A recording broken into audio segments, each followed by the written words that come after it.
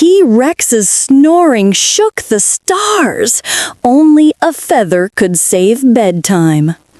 Zara, in Dino print pajamas, found Tiny T, a T-Rex with a tiny roar, shaking mountains with snores. Thump, thump, thump. Trees wobbled, owls wore earplugs. "Your snore's too loud," Zara laughed. She tickled Tiny T's belly with a dandelion. Giggle. His snores turned into squeaky honks. Honk, honk. All forest animals danced to the noise. Squirrels on his tail, frogs on his nose. "I'm a snore orchestra," Tiny T beamed. Zara whispered, "Now snore softly like this," and blew dandelion fluff. Puff! His snores became lullaby bubbles.